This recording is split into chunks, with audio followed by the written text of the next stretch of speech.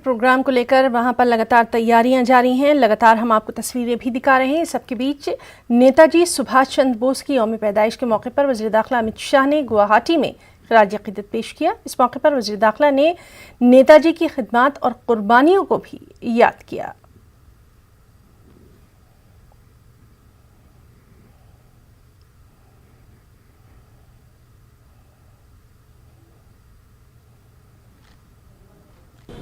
देश भर के युवाओं की धड़कन सुभाष बाबू की जयंती है।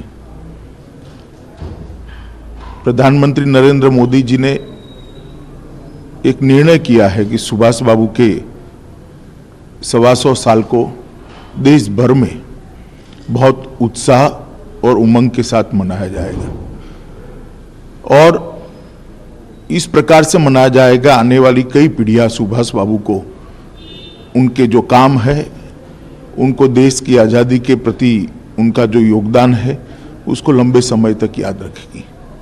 सुभाष बाबू एक ओजस्वी विद्यार्थी, जन्मजात देशभक्त, कुशल प्रशासक, कुशल संगठक और सबसे संघर्षशील नेता थे। और मैं भी मन से, बड़े हृदय से सुभाष बाबू को श्रद्धांजलि देता हूं।